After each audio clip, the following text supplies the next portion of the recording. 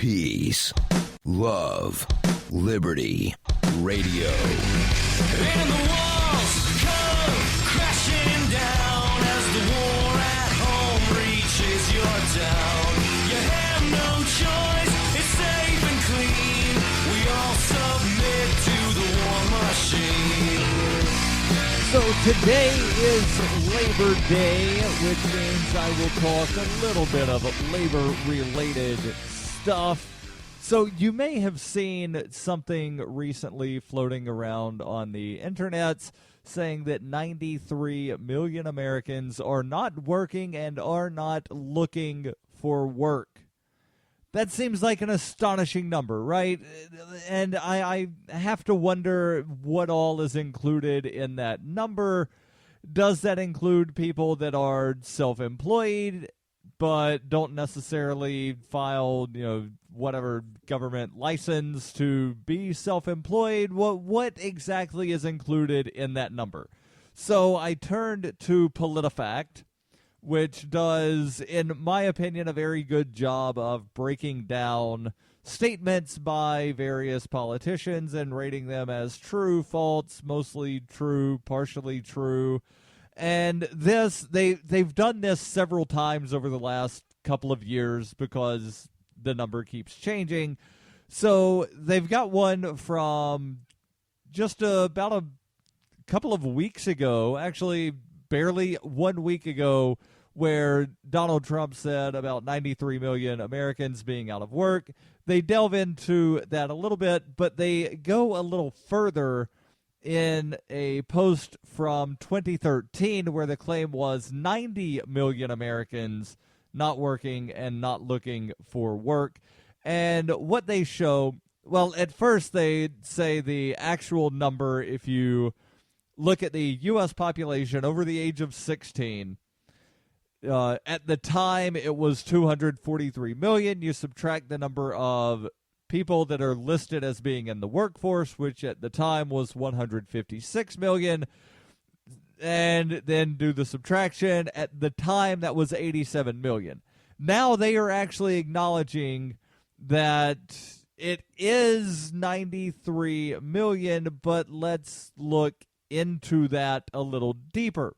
So let me just go back to 2013 for one moment. And in 2013, the information was accurate. They don't necessarily give the same info this time around, but they have it broken down here by bullet points. The 90 million figure in 2013 included people that would not normally be looking for work. Would be 9 million teenagers that were aged 16 or 17 who were high school students.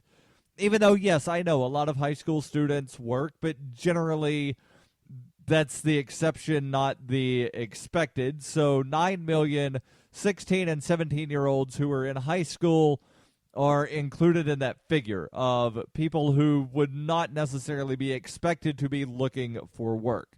People enrolled in either a 2 or a 4-year college full-time who generally are not expected to be looking for work. And yes, I know, again, a lot of college students do have jobs, but a lot of them don't, and they focus on schooling. So 21 million. So we have 30 million people out of this 90 million that are students. Full-time students who are not necessarily expected to be in the workforce.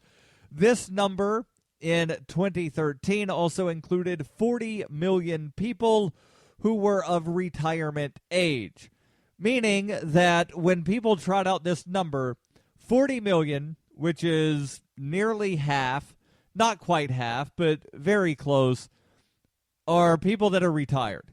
Then you have 30 million, which is about a third, that are students that would not be expected to be looking for work. When you add those together, that means that there's roughly about 20 million people that are of normal working age, not students, and not retired. But then you break that down a little bit more, And there's also a lot of people that are employed part-time but would like to be employed full-time. The updated thing from PolitiFact from barely a week ago, they break it down a little bit further, but not exactly the same. They say out of the 93.8 million Americans over the age of 16 who are deemed not in the labor force, 9.7 million are high school students, or 9.7 million are between 16 and 19. Another 5.7 million are between 20 and 24. 37.8 million over the age of 65. That leaves 40.5 million Americans not in the labor force and between the ages of 25 and 64. So they're breaking it down slightly different. It gives you a much larger number, but they break this down a little bit further and say 6.4 million people who have not looked for work recently enough to qualify as being in the labor force say they actually want a job. So it's really about 6.5 million people that aren't in the labor force but want to be.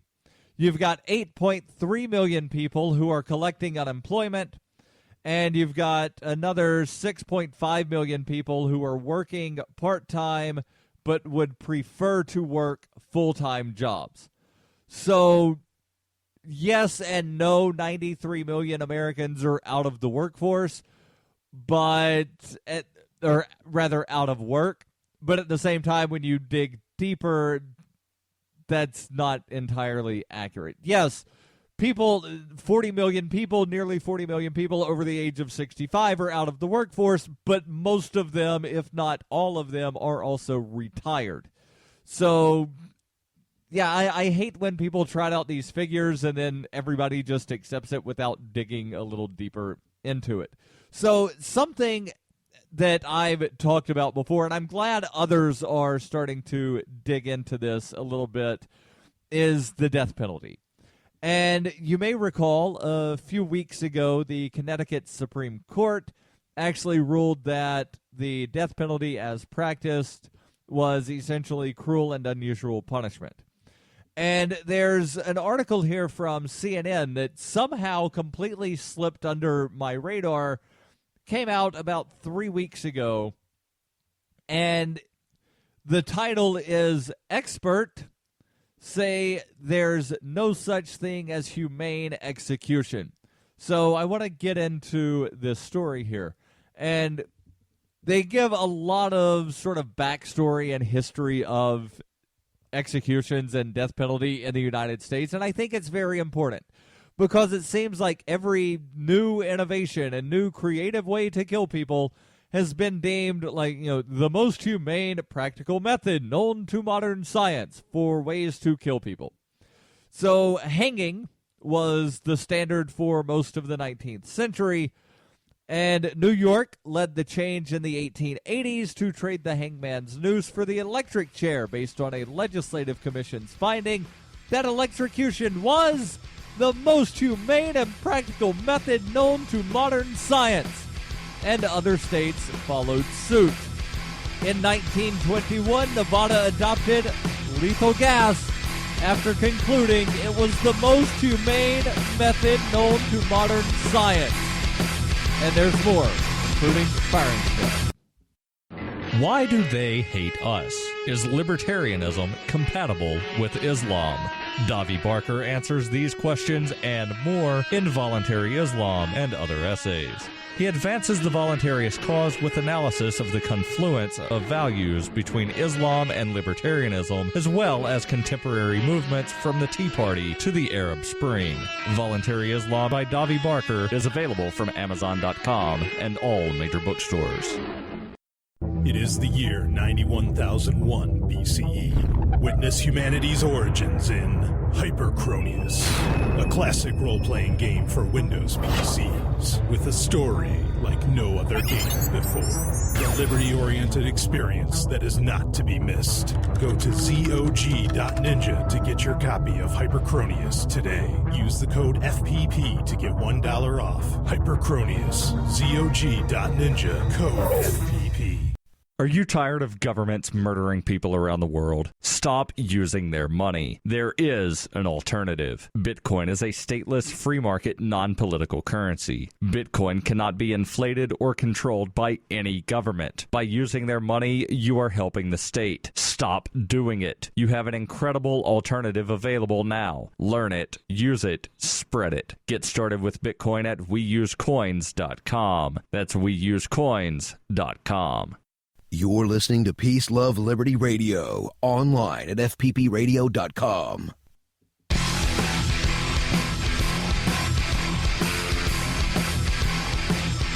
So as we continue the trek through history of ways that people have been executed, the article here from CNN continues. It says, though some states kept the firing squad and hanging, electrocution remained the predominant method of state execution for much of the 20th century. After the court upheld capital punishment in 1976, lethal injection was eventually adopted in most states, yet again, in an effort to find a more humane way to carry out death sentences. Because some risk of pain is inherent in any method of execution, the court has held time and again that the Constitution does not require the avoidance of all risk of pain. Alito said, that's Justice Samuel Alito, says that holding that the Eighth Amendment demands the elimination of essentially all risk of pain would effectively outlaw the death penalty altogether. On that point alone, doctors and death penalty opponents might agree with Alito. As many opponents of capital punishment see it, the term humane execution is an oxymoron, something that cannot be achieved. Robert Dunham, the director of the Death Penalty Information Center, says every time someone introduces a new method of execution, they make the same argument. Trust me, it'll be quick, it'll be painless, it's the most humane alternative. They have a political or commercial interest in the outcome, and they haven't done any real medical or scientific research to back up their claims, and in every instance, sooner or later, something they did not anticipate goes wrong. Nowhere in the Constitution, they say, does it say that capital punishment needs to be humane, as the Connecticut Supreme Court ruled, and they say earlier this week, but it was a few weeks ago, commuting the sentences of death row inmates to life without parole demonstrates a substantial portion of recent death penalty challenges have been based upon the Eighth Amendment's prohibition of cruel and unusual punishment. Death penalty opponents caution against conflating the two terms in the capital punishment debate. Invoking the word humane runs the risk of appearing soft on criminals or insensitive to victims' suffering, distracting from the real issue.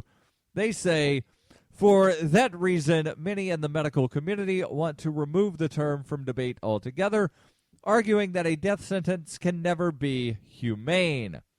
And I will reiterate why I say the death penalty as currently practiced is cruel and unusual punishment. It's because you have inmates sitting on death row for years, oftentimes decades.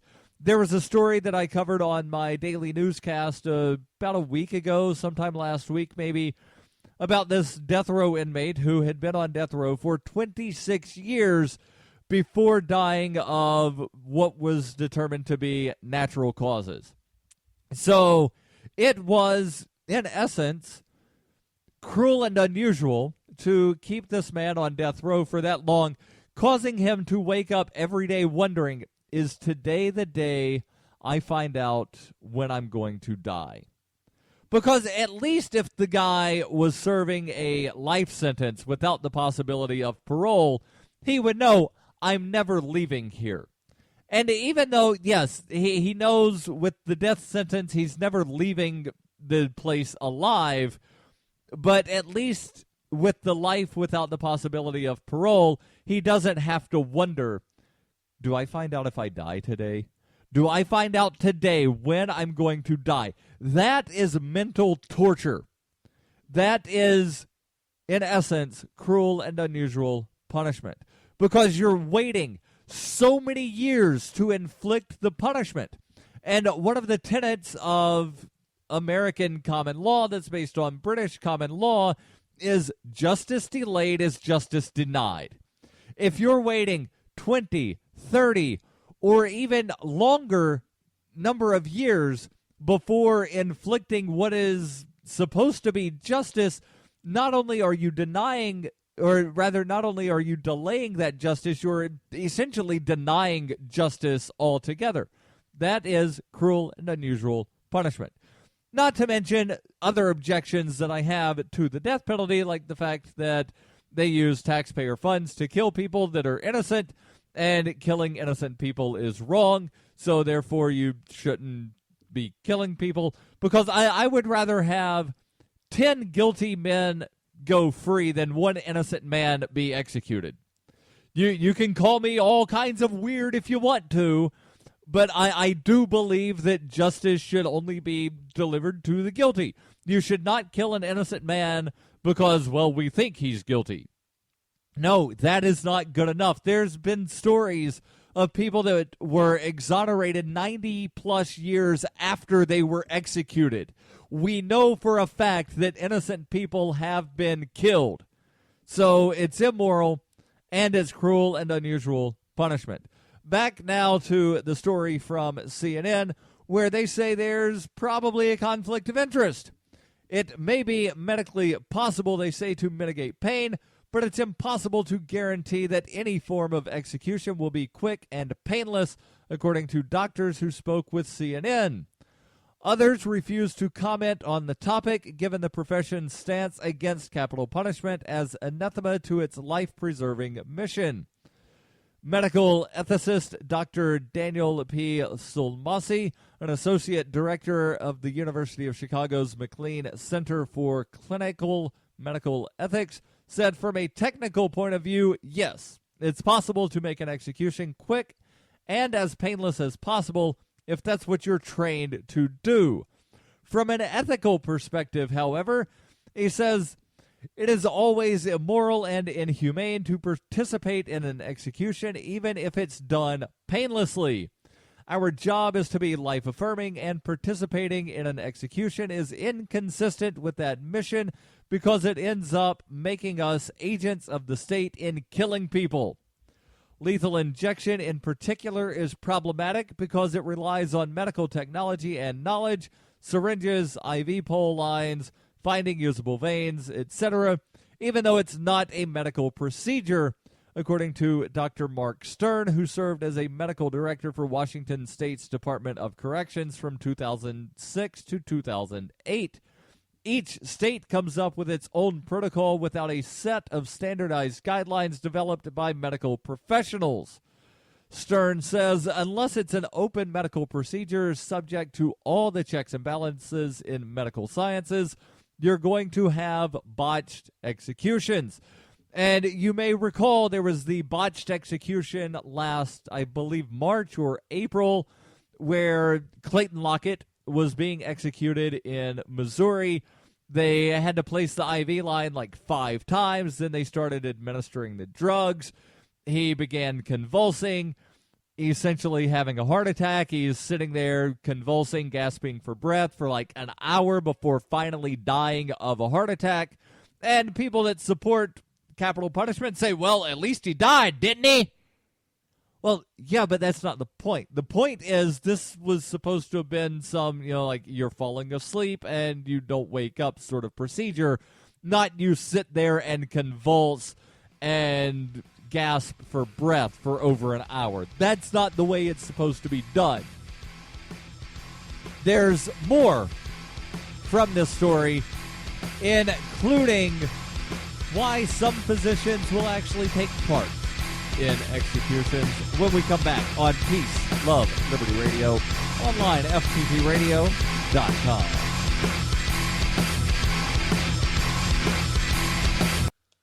Hey, this is Michael Dean from the Freedom Fiends radio show. I've been working with computer programmer Derek Slopey to create Fiend Phone. I'm using Fiend Phone right now to talk with and record one of my co-hosts in real time. Take it, Davi.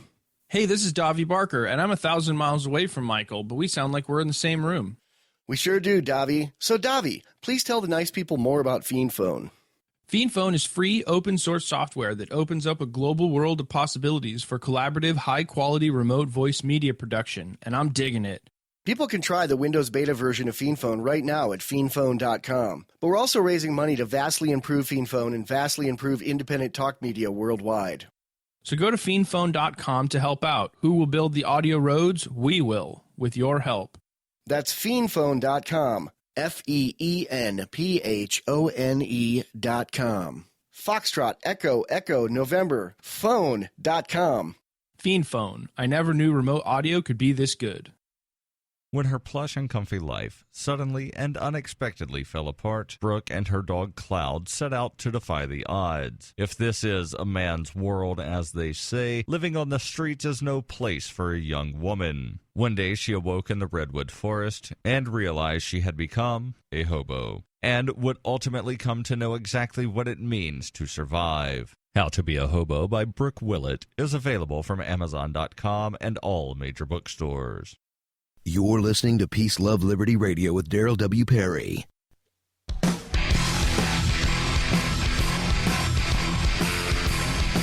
Before I get back to the rest of this story, or at least what I can cover of this story, because it's definitely too long for me to cover everything in the remaining moments here, I want to make sure that I tell you about a way that you can keep your money in the free market, and how you can use free market money while doing so.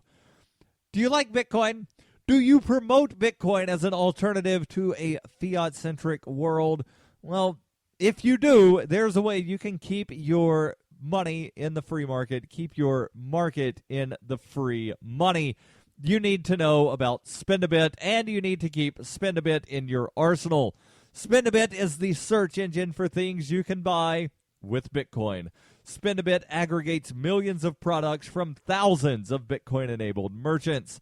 So keep your money in the free economy. Spend-A-Bit. Use my affiliate link, spendabit.fppradio.com.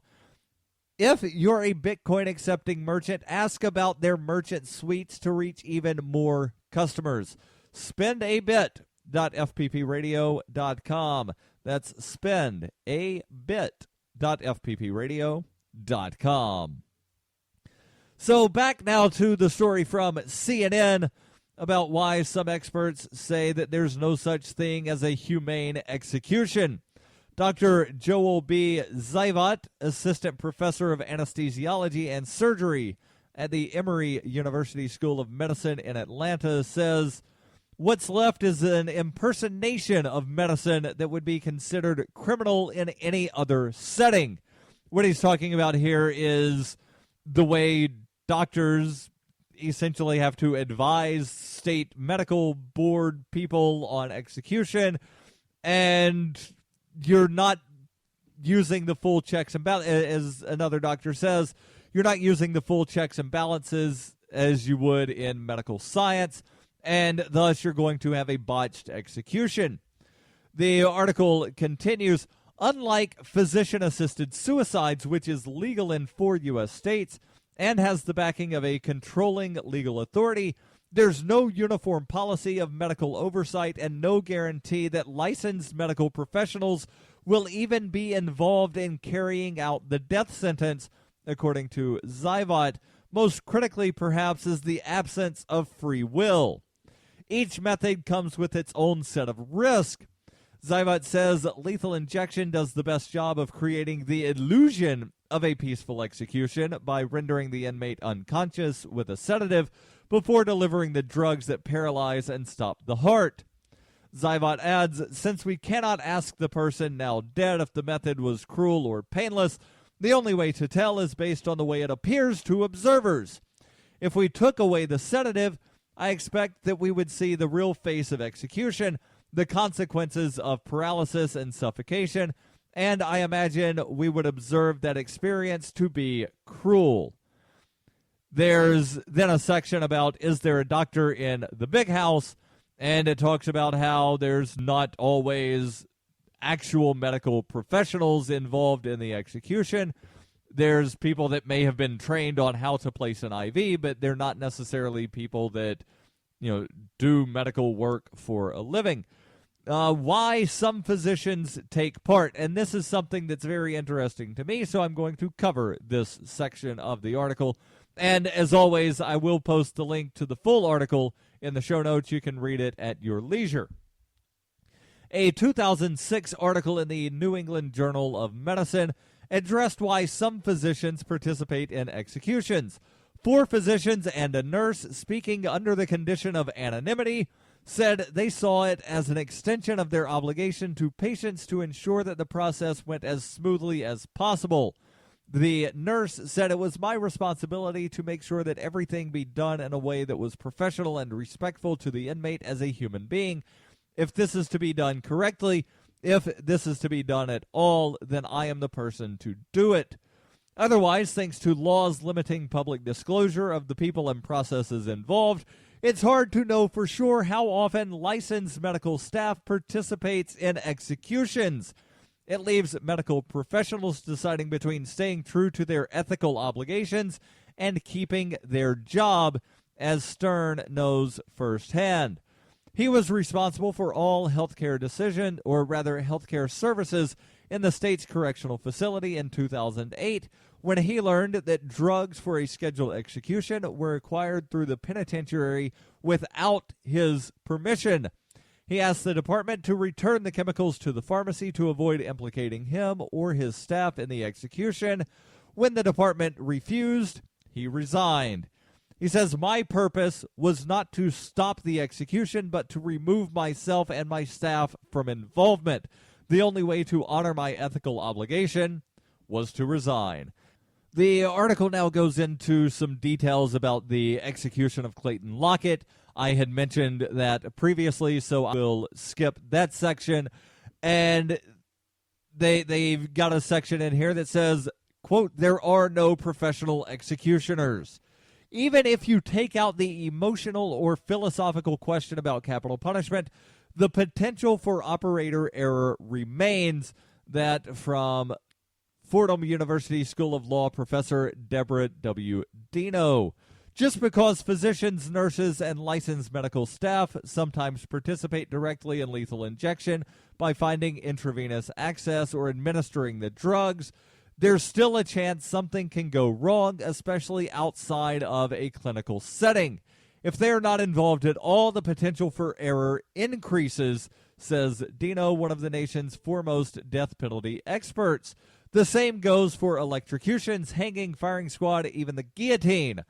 Unless there's an electrical engineer, a hangman, a marksman, or a trained guillotine operator running the show, the margin of error increases.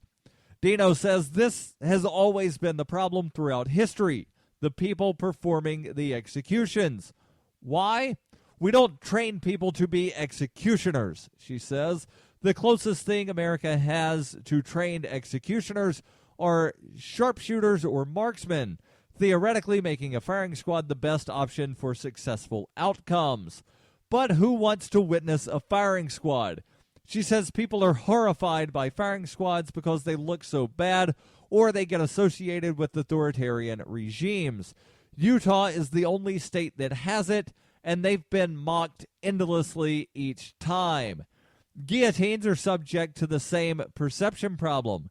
When there's an ISIS beheading, no one ever says, "At least they didn't suffer," according to Austin Surratt, professor of jurisprudence and political science and associate dean of faculty at Amherst College.